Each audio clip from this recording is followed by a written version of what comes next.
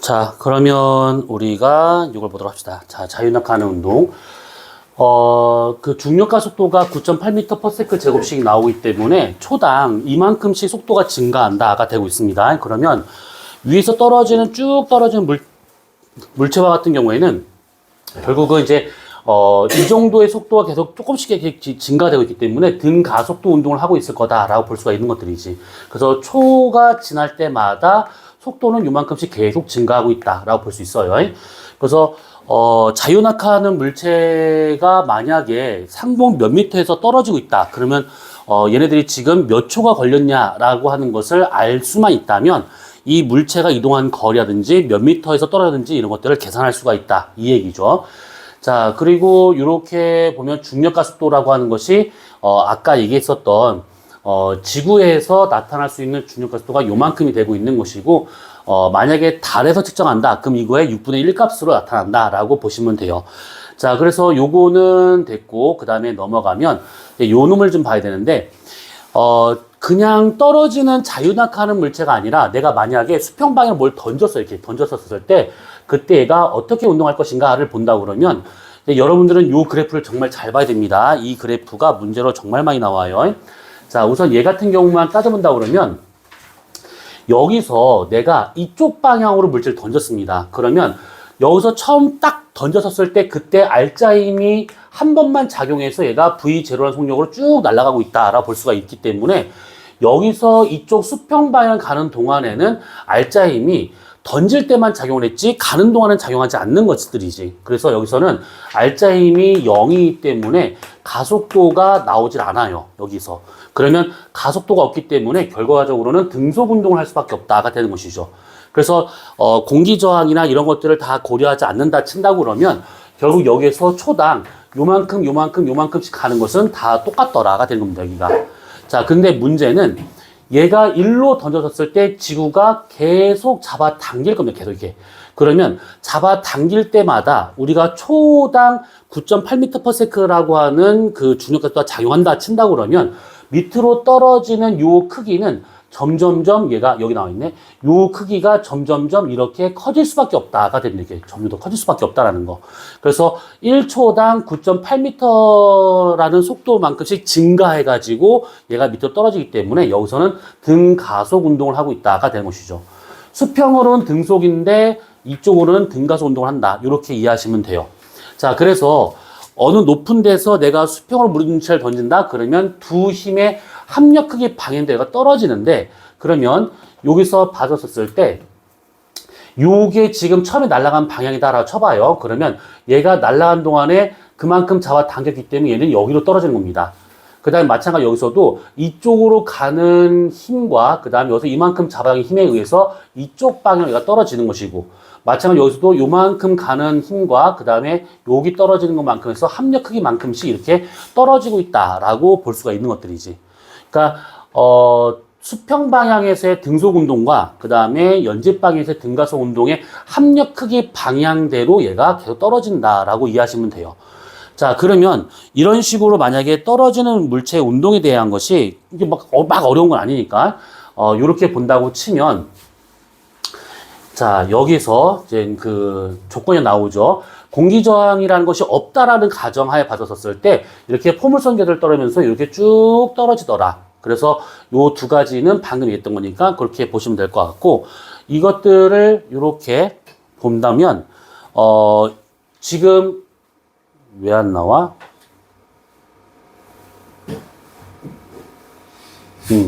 이렇게 볼 수가 있는데, 지금 여기 나와 있는 그림처럼 이렇게 던지었었을 때 얘가 이제 충돌한다라는 가정하에 이제 공기 저항을 무시한다게 되는데, 중요한 것은 이것도 이거지만 밑에 나와 있는 요 그래프나 이런 것들을 좀 잘 한번 이해를 해보셔야 됩니다. 이거는 그러니까 수평으로 서로 던졌었을 때 그때 힘이라든지 아니면 속도라든지 이런 것들이 쭉 나온 게 있는데, 요거는 우리가 이따가 줄 문제에서 이제 풀면서 얘기할 거니까 그냥 우선 참고 정도로 해주시면 될 것 같아요. 요거 같은 경우에는. 자, 그러면 그 다음에 보게 되면 요게 나온 게 있습니다. 자, 요거 같은 경우에는 따로 계산한 문제가 없습니다. 계산 문제가 없고, 그냥, 문제 보면 알겠지만, 생각만 잘하면 풀 수 있는 문제입니다. 자, 얘 같은 경우에는 지금 요것보다는 요거를 먼저 이해를 한번 해보셔야 돼. 자, 여기에서 어떤 사람이 수평 방향으로 이렇게 물체를 쭉 쏴요. 쏘는데, 지구가 구면이기 때문에, 여기서부터 대략 8km까지 간다고 그러면 그때 이 높이가 5m 정도 나와요. 5m 정도가. 이거는 정해져 있는 숫자니까 나중에 시험이 되면 그때 가서 외우시면 돼, 이거는. 그래서 수평으로 만약에 이 정도 이동한다면 물체는 5m 정도 떨어지게 된다. 높이로부터 이렇게 높이가. 그러면 1초당 5m 낙하하기 때문에 이 정도 속도로 간다고 그러면 얘는 여기서 얘가 이만큼의 속도로 갈 수 있다고 그러면 얘가 5m 정도 차이 나기 때문에 이 지면에 닿지 않는다라는 겁니다, 이게. 지면에 안 닿아요. 그래서 이거를 토대로 해가지고 이렇게 그림이 나온 게 있는데 얘 같은 경우에는 여기서 만약에 8km/s로 만약에 어떤 물체가 날아간다면 이 높이가 이게 5m이기 때문에 여기서 얘가 지면에 닿지 않습니다. 그러면 그 속도 그대로 만약 유지된다 그러면 똑같이 8km/s 5m, 8km/s 5m 이게 계속되기 때문에 결과적으로 이것이 쭉 돌아서 이 사람 뒤통수를 빵 하고 칠 수가 있다. 이 얘기죠. 그래서 만약에 물체가 8km/s로 만약에 수평 방향 이동만 할 수 있다면 얘는 지구 표면에 닿지 않고 계속 원운동을 할 수가 있다라고 볼 수가 있는 것들이에요. 그래서 여기서 나오는 요 숫자하고 그 다음에 여기 나오는 요 숫자는 시험 바로 코앞에 가서 그때 가서 이제 외워도 충분한 그런 것들이니까 그냥 지금은 그냥 보고 넘어가면 됩니다. 이런 원리를 이용을 해가지고 요런 게 있어요. 지구 주위를 공전하는 물체의 원운동이라 해가지고 지금 여기 보면 달도 나와 있고 인공위성도 나와 있는데 그때 중심에서 떨어진 거리에 따라서 얘가 원운동을 한다라고 친다고 그러면 그때 여기서 얘가 접선 방향으로 얘가 이렇게 운동을 해요. 이렇게 접선 방향으로. 그러면 어디에 있든 간에 접선 방향으로 얘가 이런 식으로 운동을 하는 거구나. 그래서 떨어지지 않고 지구 쪽 떨어지지 않고 계속 지구 주위를 맴돌 수가 있다가 되는 겁니다. 여기서 이제 잘 기억할 것은 요 줄입니다. 요거 잘 기억을 써야 돼. 중심 방향의 등가속도 운동을 하고 있다라는 거야. 가속도라고 하는 것은 속도의 변화가 생기는 것도 가속도라 하지만 운동 방향 변화가 생겼을 때도 가속도라 하는 겁니다. 그래서 얘가 지금 요 지점에서는 이쪽으로 가려고 하는데 요 지점에서는 이쪽 방향이죠. 운동 방향이 똑같지가 않습니다. 그래서 원운동을 하고 있다라고 하는 것은 등속 운동을 하는 것처럼 보이지만 가속도 운동을 하고 있습니다. 계속 이 방향 변화가 생겨 있기 때문에 똑같은 원리로 될 수 있어요. 이렇게 인공위성도. 그래서 가속도 운동을 하고 있는 거구나. 자, 그러면 여기서 우리가 한 가지만 살짝 얘기하고 넘어가도록 합시다.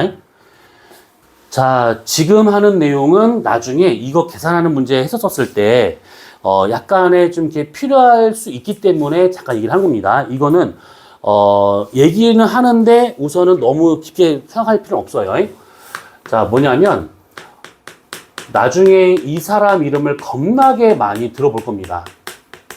요 사람 이름을 많이 들어볼 거예요. 케플러의 법칙. 요하네스 케플러라는 생 양아치입니다.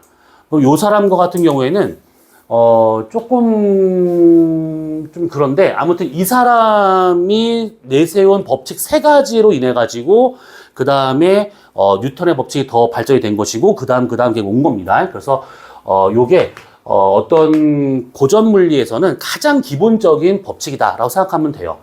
자, 케플러 법칙은 크게 3가지가 있는데 우선은 말만 써보자면 첫 번째 제1법칙 뭐냐면 타원 궤도의 법칙. 그 다음에 두 번째와 같은 경우에는 면적, 속도, 일정의 법칙. 그 다음에 세 번째는 조화의 법칙. 이렇게 3가지가 있습니다. 자, 3가지가 있는데, 이거는 잊을만 하면 나오고 하는 것들이니까 한 번은 잘 볼 필요가 있어요. 지금은 아니더라도.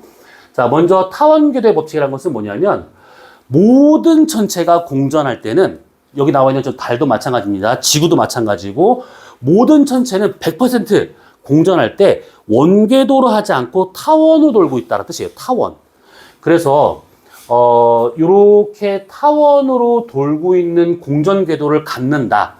그러면 타원이라고 하는 것은 수학적으로 어떻게 정의가 되는 거냐면 두 개의 초점이 있고 이 두 개의 초점과 떨어진 거리의 합이 일정한 점들의 집합.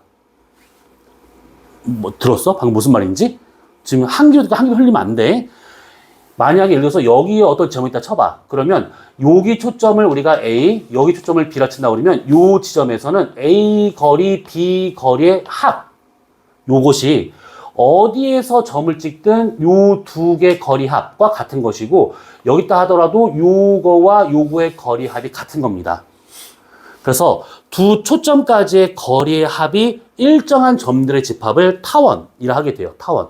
이 정의는 나중에 여러분들이 수학을 좀 더 배우면 타원에 대한 성질을 배울 때 그때 좀 더 얘기가 될 것들이야.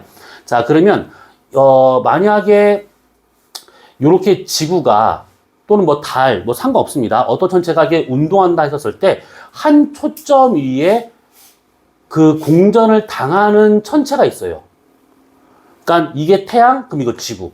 요게 지구면 이게 달. 그래서 요렇게 얘를 기준으로 해서 이렇게 타원 궤도로 요렇게 돌고 있는 게 이게 타원 궤도의 법칙이다 라는 뜻입니다. 요거. 자, 그 다음에 두 번째와 같은 경우는 면적 속도 일정의 법칙인데 여기서 속도가 일정하다는 뜻이 아니라 면적이 일정하다는 뜻입니다. 면적. 같은 시간 동안에 같은 면적을 지나간다. 자, 무슨 말이냐?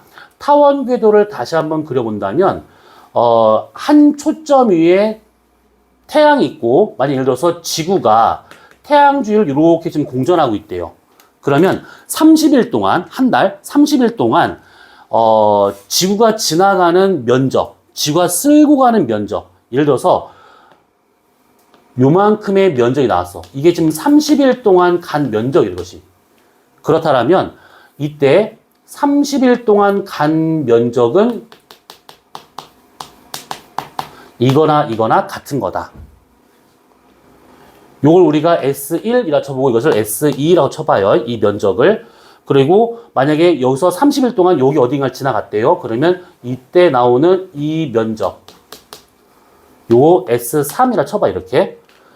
이렇게 지나간다면 같은 기간 동안에 같은 면적을 지나간다. 라고 해가지고 S1이나 S3이나 S2는 전부 다 같은 면적이다. 요 뜻이에요.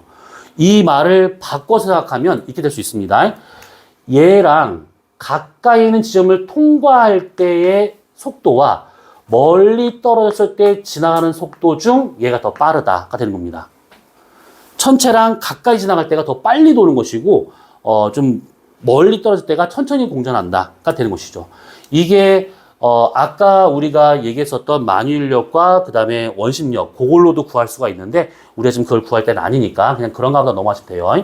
여기가 빠르다. 멀리 떨어졌을 때 공전할 때가 더 느리다. 자, 그 다음에 세 번째 조화의 법칙이라고 하는 것은 타원 궤도를 다시 한번 그려봅시다. 이렇게. 그 다음에 한 초점 위에 태양이 있어요. 이게 태양이든 지구든 상관없습니다. 공전을 해요. 그러면 이때 만약에 지구가 여기 있다 생각하면 되겠지. 지구가 이렇게. 그럼 지구가 여기서 태양 주위를 한 바퀴 삥 돌아, 이렇게. 태양 주위를 지구가 한 바퀴 삥 돕니다. 그러면 이것을 우리가 뭐라고 그러냐면 공전주기라고 하죠. 공전주기를 P라고 칠 수 있어요. P. 그리고 이 타원 궤도 중에서 가장 긴 지름과 가장 짧은 지름을 우리가 선을 그어볼 수 있는데 그때 가장 긴 지름을 A라고 해서 이걸 뭐라고 그러냐면 장반경이라고 장반경. 짧은 반지름은 단반경. 그랬을 때 장반경 A와 공전주기는 어떤 상관관계가 있냐라고 하게 되면 공전주기의 제곱은 장반경 3승에 비례한다 라고 하는 것이 조화의 법칙이에요.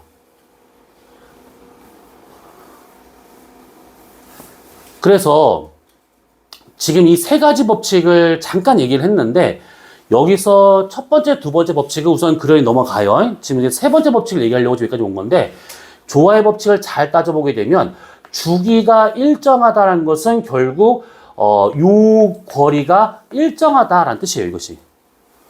얘가 만약에 바뀌지 않으면 얘도 안 바뀐다라는 뜻입니다. 누구 하나가 바뀌어야 다른 게 바뀌는 것이지 독단적으로 한 개만 바뀌는 경우는 없다 이 뜻이에요. 그렇다면 만약에 지구가 쳐봐요. 지구가 여기서 이렇게 돌아. 한 번 돈에 걸리는 시간이 1년이지. 그러면 그때 지구에서 지구 공전궤도에서 가장 긴 지름, 요게 얼마 나오냐면 1AU가 나와요. 1AU. 1억 5천만 킬로미터.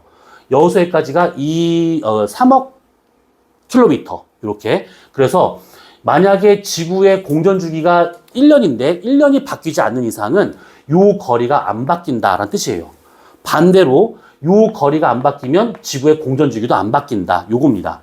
그럼 이 얘기를 왜 했냐? 만약에 여기 있는 이 인공위성이 이렇게 돌아요, 이렇게. 그러면 얘가 한 바퀴 도는데 걸리는 시간이 있겠지, 공전주기. 그러면 여기서 떨어진 거리 R이 같이 나오면 얘와 얘는 비례관계이기 때문에 얘가 바뀌지 않으면 얘도 안 바뀝니다. 다른 말로 지구에서 어느 일정 상공에 떨어져 있는 인공위성이라면 그게 인공위성이 10,000개가 있든 1억 개가 있든 공전주기는 다 똑같습니다, 다. 요게. 이해되지, 이거? 마찬가지, 달이 이 지구를 기준으로 해서 한 번 도는데 걸리는 시간이 대략 한 30일 정도 걸려요. 그러면 이 거리도 정해져 있다. 38만 킬로미터로. 그래서 그 거리가 바뀌지 않는 이상 주기도 안 바뀐다. 요겁니다. 그래서 우리가 지금 이 얘기를 한 이유가 뭐냐면 저것 때문에 한 거예요. 그래서 공전 주기가 정해져 있으면 떨어져 있는 거리, 이걸 거리라고 봐도 상관이 없습니다. 이 거리가 정해져 있다라는 뜻이에요, 이것이.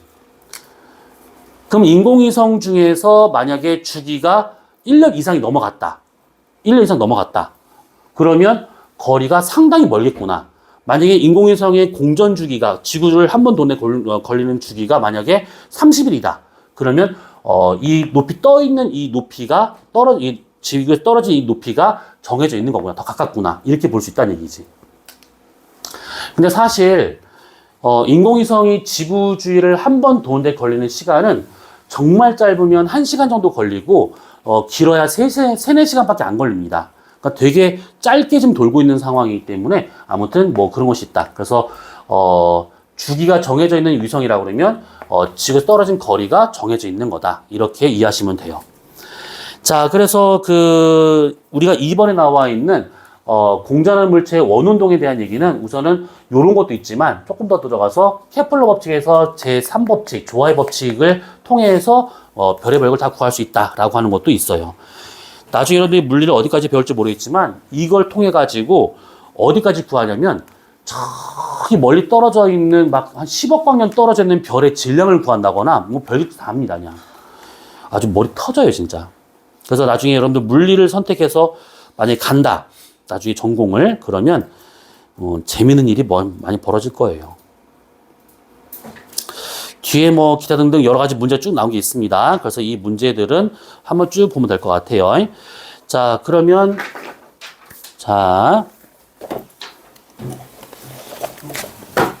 둘, 넷, 다섯, 여섯, 여섯.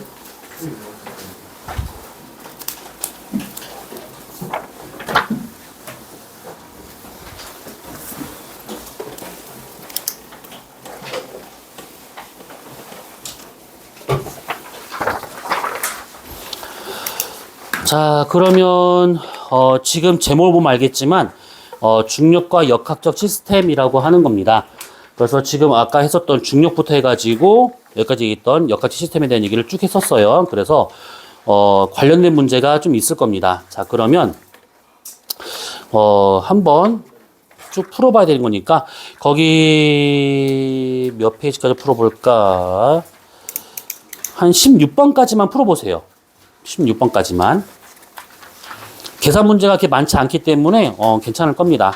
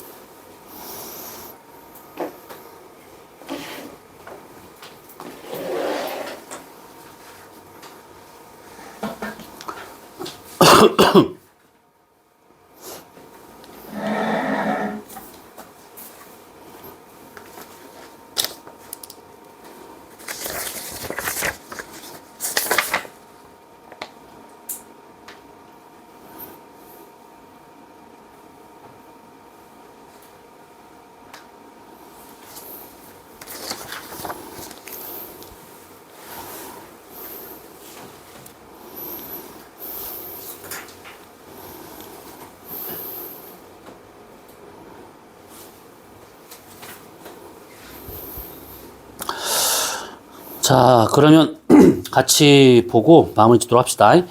자, 뭐, 문제가 막 이렇게 어렵진 않았을 거야. 그래서 지금 1번부터 해가지고, 4번까지는 그냥 무난하게 볼 수 있는 문제가 될 것이고, 5번과 같은 경우에는, 지금 뭐 화살표의 방향이 되게 여러 가지 나온 게 있지만, 지금 묻는 게 중력 방향이기 때문에, 전부 다 밑에 방향, 어느 지점이든 간에 다, 화살표가 밑으로 떨어지고 있는 4번이, 답이 된다라고 보시면 돼요. 그 다음에 7번이나 8번 문제와 같은 경우에, 지금 보게 되면 속력이 시속 100km로 나와 있습니다. 그러면 이거는, 초속으로 바꿔줘야 돼요. 그래서 얘는 초속 30m/s가 지금 되고 있는 거니까 그걸 갖고 계산하시면 어려운 문제는 아닐 겁니다.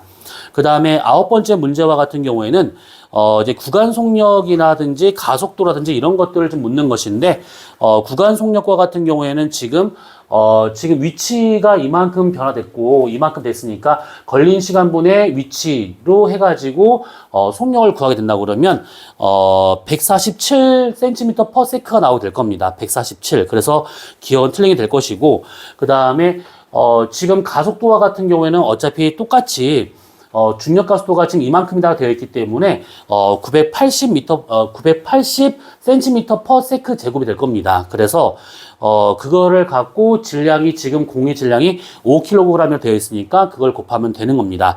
그래서 49N이 나오게 될 것이고, 그 다음에 D가 틀렸겠고, 그 다음에 리을에 D는 같은 값이 되겠죠. 가속도는 똑같은 거니까.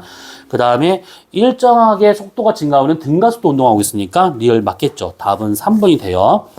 자, 그 다음에, 뭐, 10번, 11번 뭐 됐고, 12번과 같은 경우에는, 갈릴레이가 처음에 사고 실험을 했었던 부분이었는데, 나중에, 이제 직접 실험을 해봤었을 때, 공기 저항이 없다라고 그러면, 질량 상관없이 똑같은 중력 가속도로 얘가 떨어진다라고 하는 것을 이제 밝혀내게 된 것들입니다.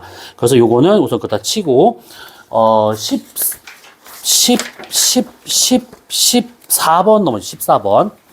자, 14번을 보시게 되면 이렇게 나와 있습니다.